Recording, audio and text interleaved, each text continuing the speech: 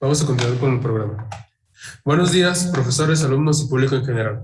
Dentro del marco de las actividades del Segundo Congreso Internacional de Computación y Tecnología Educativa, tengo el honor de presentarles al doctor Antonio José Moreno Guerrero. Es doctor en el Departamento de Didáctica, Organización Escolar y Didácticas Especiales, dentro del programa de Modelos Didácticos, Interculturalidad y Aplicación de las Nuevas Tecnologías en las Instituciones Educativas, por la Universidad Nacional de Educación a Distancia. Licenciado en Psicopedagogía y diplomado en Educación Especial y en Audición y Lenguaje por la Universidad de Granada. Dispone además de un máster en Informática Educativa y un máster en Inspección y Supervisión Educativa, ambos obtenidos por la Universidad Nacional de Educación a Distancia. Integrante del grupo de investigación Área HUM 672. Autor de diversas publicaciones científicas en revistas científicas de alto impacto. Ponencias en distintos congresos de ámbito internacional.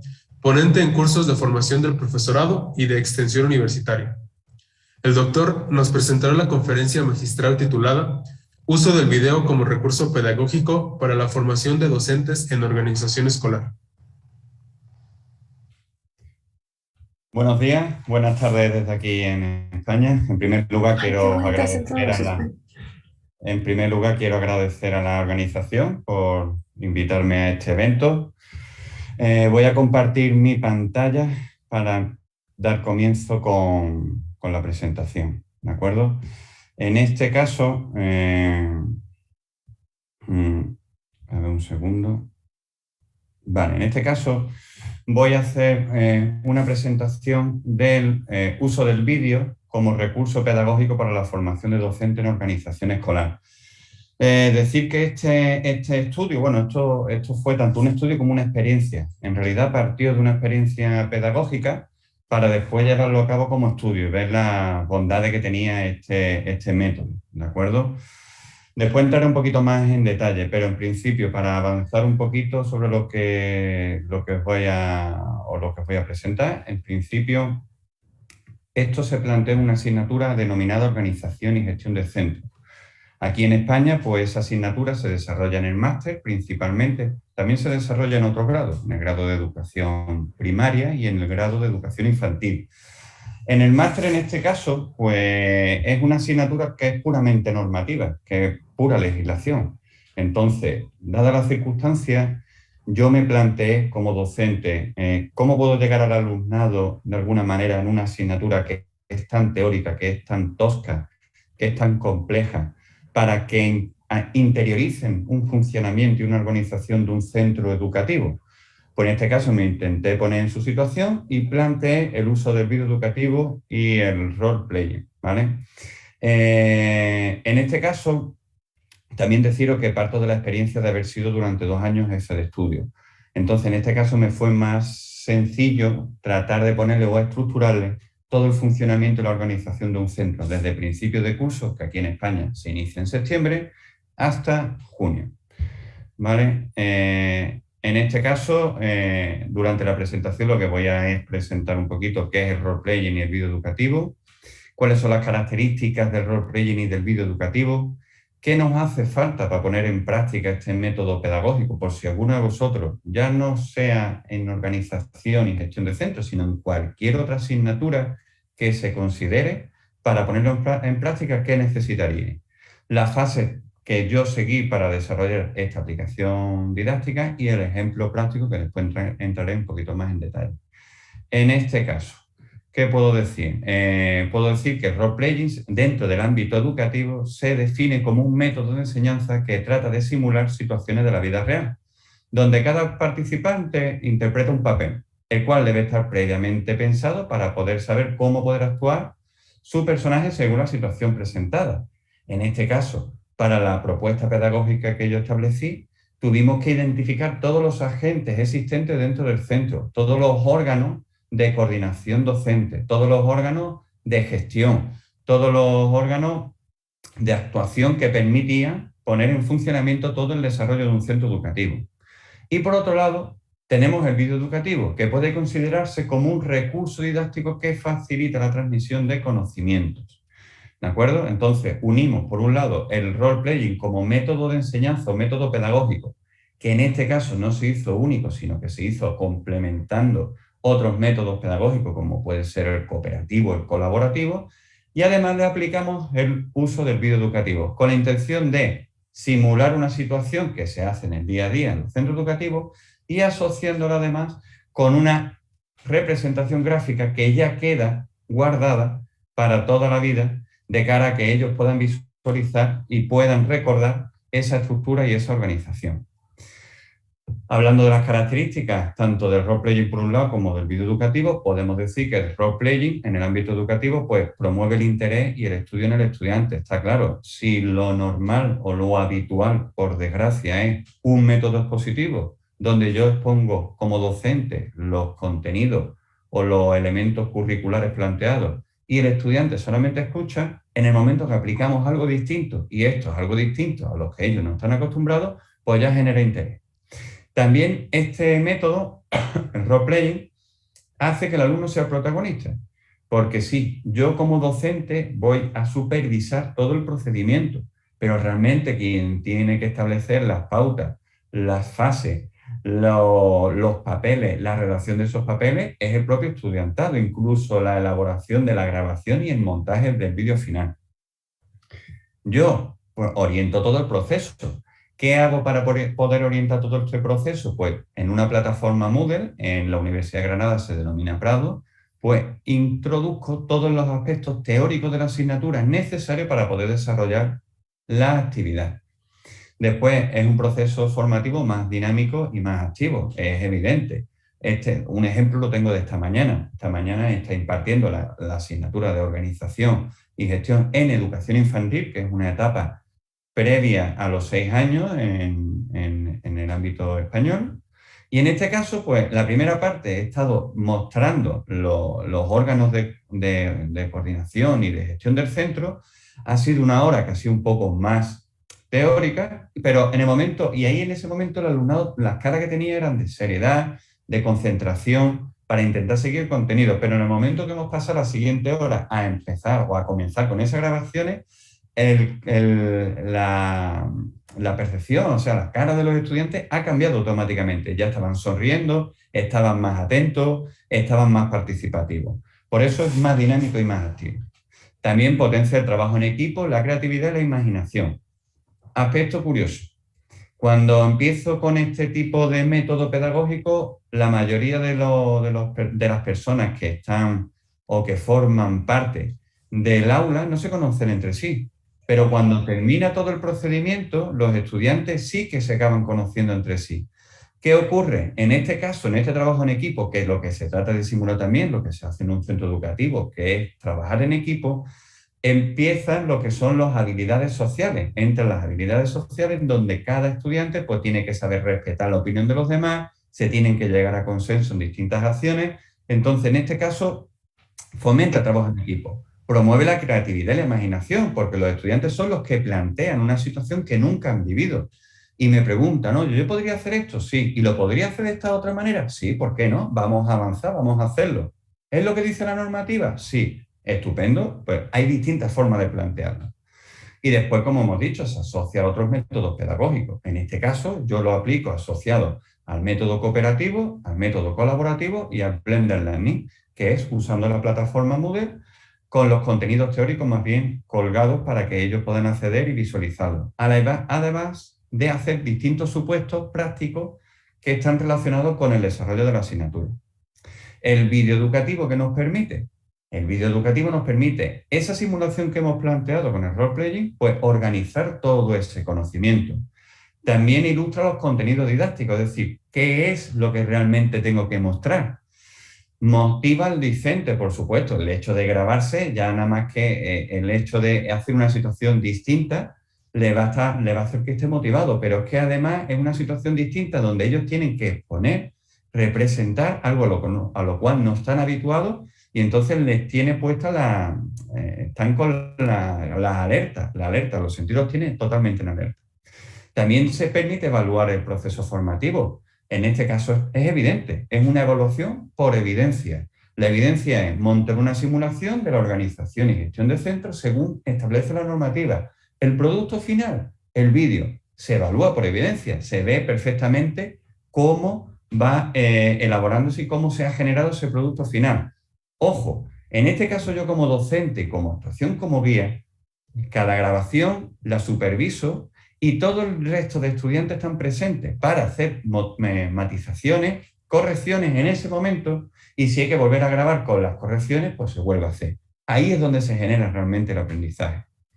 También genera aprendizaje significativo y promueve la creatividad.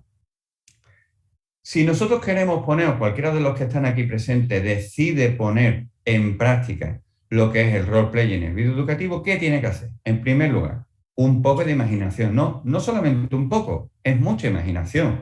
En el tema de las prácticas educativas, debemos de ser imaginativos, mucho, y debemos de plantearnos qué podríamos hacer para desarrollar esta asignatura que a lo mejor puede ser un poco compleja para el estudiantado. Oye, ¿y por qué no hago esto? Pues lo pongo en práctica. Y esto es un ejemplo. Y si ellos proponen una situación, porque yo he grabado varios vídeos, ¿no?, del desarrollo de varios años de asignatura, hay estudiantado que han decidido hacerlo en plan noticiero, hay estudiantado que ha preferido hacerlo planteando lo que no se debe hacer y después haciendo comentarios de lo que realmente hay que hacer. Hay otros estudiantados que han decidido hacerlo en forma de cómo se debe hacer, algunos metiéndole el toque de humor. Todo es válido. Al fin de cuentas, lo que quiero es que aprenda y al final aprendían, ¿vale? Un guión, está claro, un poco de imaginación. Hay que establecer un guión. Cuando al principio le dice al estudiantado que tienen que elaborar un guión, están perdidos porque no están acostumbrados a este tipo de estructura ni tampoco conocen la normativa. ¿Qué ocurre? Les fuerzan a leerse la normativa. Sí o sí se tienen que organizar, porque no todo el mundo se puede leer toda la normativa. Estamos hablando de documentos que en su totalidad pueden llegar a 3.000, 5.000 páginas. Entonces, en una clase de 60 y tantas personas, 70 y tantas personas u 80 y tantas personas, perfectamente se pueden distribuir el trabajo. Después, crear grupos de trabajo, por supuesto, porque la organización del centro lleva distintas acciones. Por ejemplo, por un lado, el aula. Por otro lado, el consejo escolar, que representa distintos géneros o agentes educativos. Por otro lado, el claustro de profesores. Por otro lado, el equipo o el personal no docente del centro. Entonces, se tienen que distribuir esos grupos, una vez que está establecido el guión, para que ellos mismos organicen qué es lo que van a presentar. Distribución de los roles en el propio grupo. Está claro, no me vale que en la grabación me sacan 5 directores, cuando en realidad solamente puede haber uno. Directores, jefe de estudio, secretario, padre, estudiante, etcétera, etcétera, etcétera.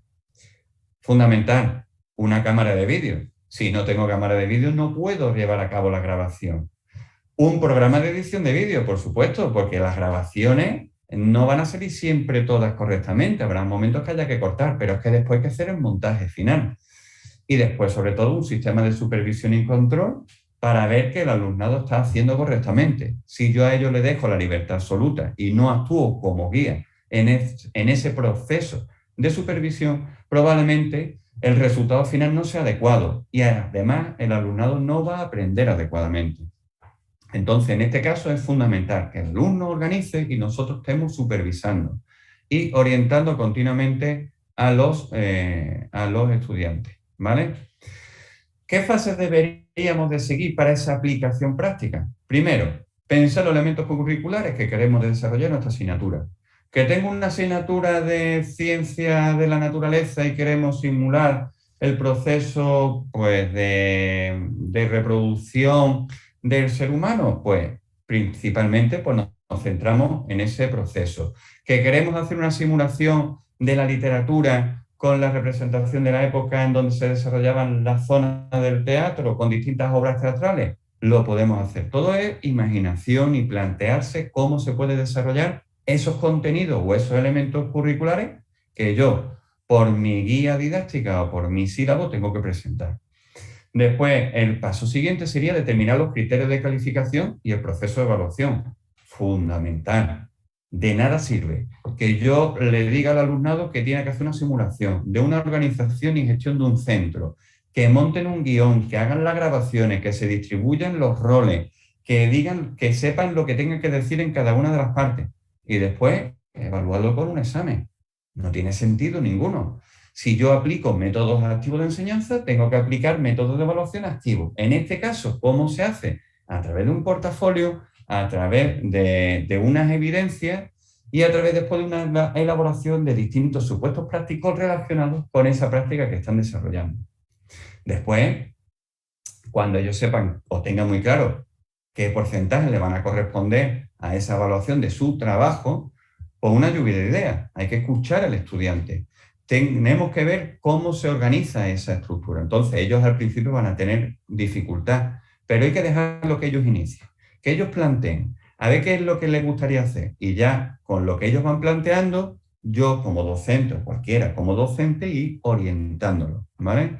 Después organizar el seguimiento de las sesiones de trabajo. Es decir, si yo tengo 14 sesiones, yo tengo que presentar la materia, los contenidos de una manera u otra, de forma general, para que ellos sepan cómo se estructura esta organización en los primeros días y después dejar el resto de días para que lleven a cabo la grabación y el montaje del vídeo.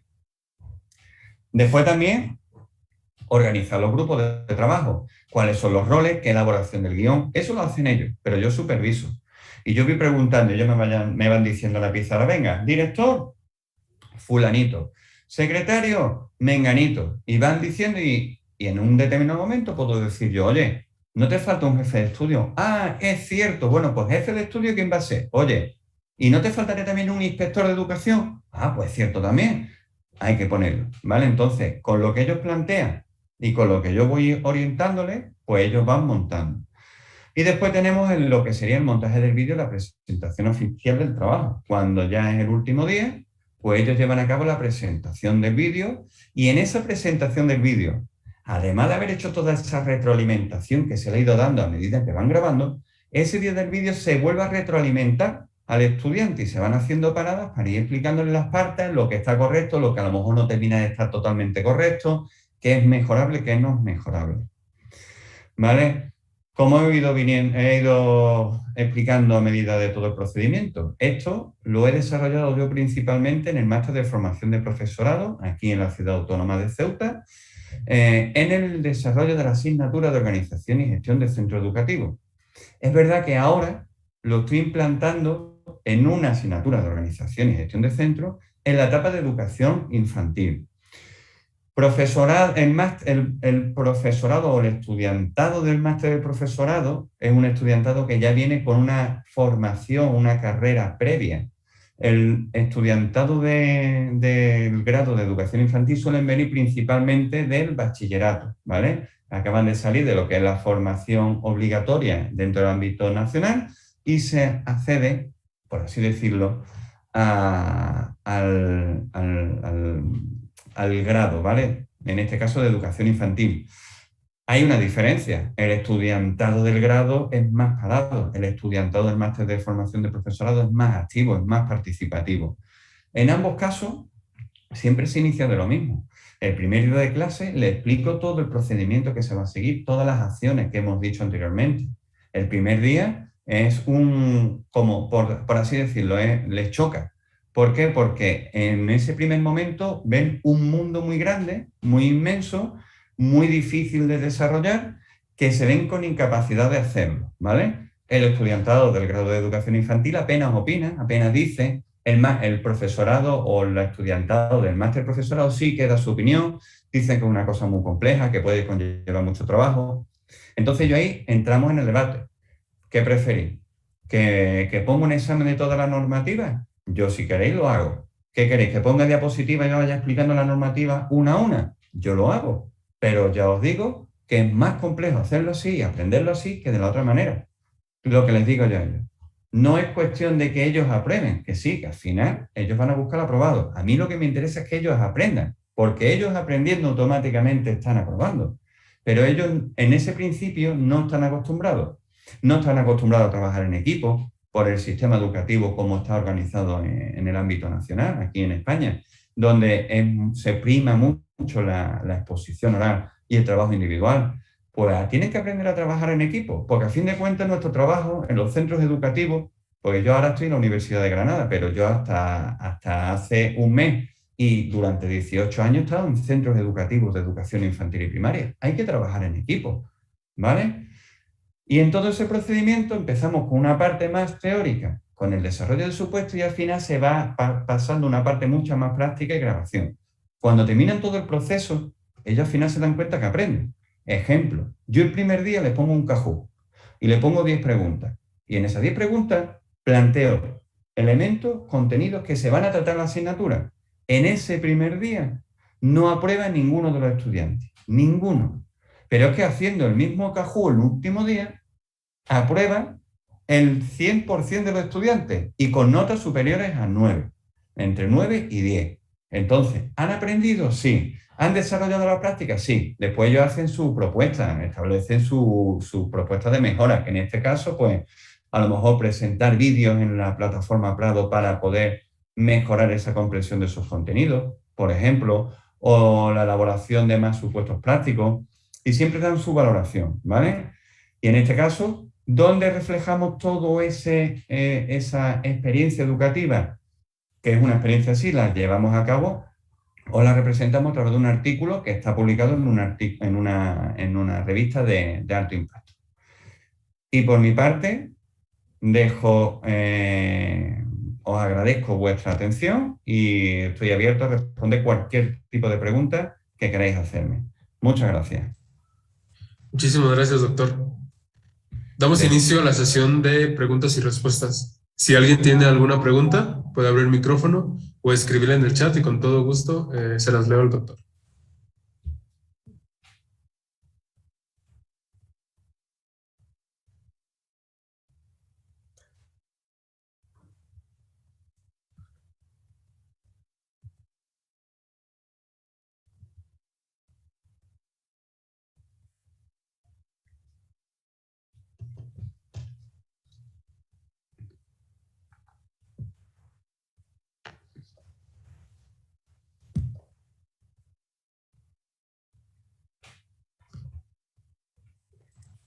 Muy buena, voy respondiendo, voy viendo que van indicando cosas en el chat. Granados Dueñas. ¿Es factible hacerlo en México? Por supuesto, en cualquier parte del mundo. La idea es que tú tengas la imaginación y que puedas desarrollarlo con tu pensamiento y ajustarlo a lo que es la asignatura en sí. No habría problema ninguno, para nada. Ya os digo, esto del tema de la enseñanza, de los métodos pedagógicos, es un arte y el arte pues está asociado a la imaginación. Diego Ortiz dice que tiene una duda. A ver. Bien, mira, en este caso te voy a explicar, ¿vale, Diego? Con lo que me estás planteando. La verdad que es interesante la pregunta. ¿Por qué? En el máster de secundaria, la docencia se desarrolla en 3 semanas. En el grado de educación infantil, como yo estoy desarrollando, se desarrolla a lo largo de 4 meses. El máster y el grado imparten aproximadamente el mismo número de horas. Pero claro, el tema es cómo la premura, ¿vale? El estudiantado del grado de educación infantil tiene semana a semana tiempo para analizar esa documentación. El alumnado del máster de secundaria no. Por lo tanto, cuando es muy comprimido, la docencia es muy seguida, es más complejo ponerlo en práctica, pero, o sea, más bien requiere un esfuerzo adicional por parte de los estudiantes, ¿vale? Pero eso no significa que no se puede desarrollar, se puede desarrollar. A lo mejor aquí tú como docente en ese poco espacio de tiempo tienes que guiar mucho más de lo que puedes orientar o guiar durante el desarrollo, por ejemplo, de grado de educación infantil, que tienen 4 meses para desarrollarlo. En este caso, en educación infantil le dices, mira tal normativa, que sería interesante, leerosla y lo miramos la semana que viene. Aquí no, aquí dice, mira la normativa mira, vamos a verlo ahora mismo aquí presente, mira lo que dice la normativa, ¿vale? En este caso, esa sería la respuesta, Diego. Con Emmanuel, ¿cree que es lo más complicado, lo más complicado de incluir el roleplay en la educación? Principalmente la formación que tengas como docente en la aplicación de ese método pedagógico. Si no estás bien formado, pero ya no solo con el roleplaying, sino con cualquier método pedagógico, si no estás bien formado y no tienes clara la estructura y la organización, mejor no lo apliques. ¿Por qué? Porque durante el tiempo en algo o en la aplicación de algo que es novedoso para el estudiantado, el estudiantado suele presentar muchas dudas. Y si no estás tú seguro para la presentación de esas o las respuestas de esas dudas, difícilmente el estudiantado se te va a echar encima. Entonces, en este caso, lo primero que te recomiendo es que te formes adecuadamente sobre el uso del role-playing. Con lo que hemos dado ahora mismo y con lo que yo he explicado en esta ponencia, tendría más que suficiente. Lo principal, echar la imaginación y aplicarlo. A lo mejor la primera vez que lo aplique, ves y observa cosas que a lo mejor no harías la siguiente vez, pero eso es algo lógico. Los procesos pedagógicos se aplican, se evalúan y se analiza lo que funciona y lo que no funciona. Lo que funciona lo sigo practicando y lo trato de mejorar. Lo que no funciona lo trato de cambiar, ¿vale? Lo importante es aplicarlo. Deciros también que puede ser que el role-playing funcione en unos contextos y en otros no, pero eso es como cualquier método pedagógico. El método cooperativo me puede funcionar con un grupo de estudiantes y con otro no, ¿vale? Con temas más abstractos no se puede materializar en un vídeo. ¿Qué tan diferente el proceso contra una ciencia dura? Más fácil representar el vídeo. Acabo de poner un ejemplo muy práctico de cómo algo que es tan abstracto y tan complejo como es la normativa, representarla. Representar el funcionamiento de un centro, el cual se sustenta solo en normativa, y aquí en España tenemos el Boletín Oficial del Estado, poner en representación eso es altamente complejo, ¿vale? Entonces, cualquier acción es viable para poder aplicarla. Estamos hablando en cualquier ámbito. Ahora, el tema es la imaginación, de cómo poner en práctica eso. La imaginación que se le puede dar en parte a los estudiantes, deberían de darse a los estudiantes. Pero claro, si los estudiantes no han vivido esa situación, el docente, en este caso tú como docente, deberías de orientarlos sobre por dónde podían ir haciendo las acciones. Con respecto a José Santiago, si aplica a todos los estilos de aprendizaje, por supuesto. ¿Datos móviles? ¿Perdón? Me parece que fue un error, doctor. Vale. Se aplica a todos los estilos de aprendizaje. Es más, este método pedagógico aplicado con el método del Blended Learning permite adaptarse a todos los estilos de aprendizaje. Si a los estudiantes les da la libertad para que ellos se organicen y se estructuren según sus necesidades y sus intereses, a lo mejor no se va en el grupo que se forme, algunos se organizan por la mañana, otros se organizan por la noche. Algunos presentan más dificultades, ahí entro yo y poder atenderlos, porque además habilito un grupo de Telegram para que ellos vayan planteando las dudas y yo poder responderles en cualquier momento. Es cierto que como docente me esclaviza, pero a fin de cuentas a mí lo que me interesa es que aprendan y que esos estudiantes lleguen formados al centro educativo, ¿vale? Y después, ¿cuáles serían los retos o dificultades que podríamos encontrar al aplicarlo? Pues principalmente, pues que no tengamos un dispositivo adecuado para poder grabar. A lo mejor imaginemos que estamos en un centro educativo en el cual tenemos pocos recursos, que el estudiantado no tiene recursos y no disponemos de ningún medio para poder grabar.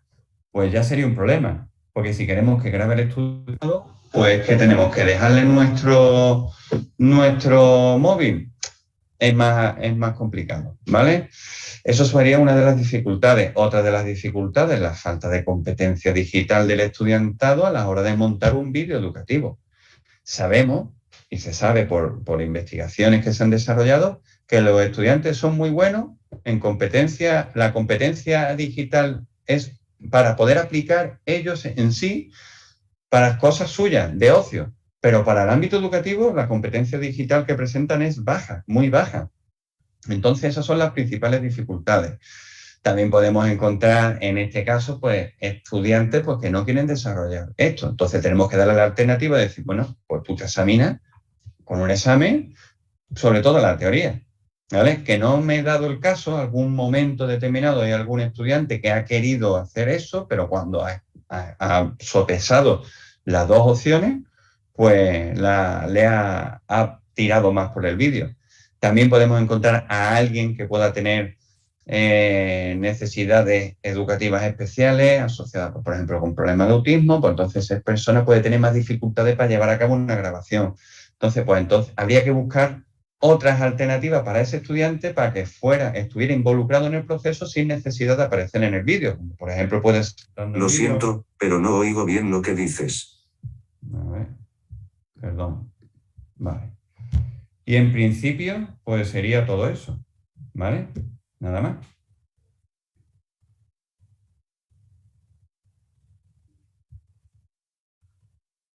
Si tenéis alguna pregunta más.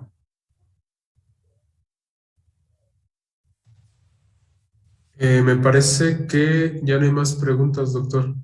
Vale.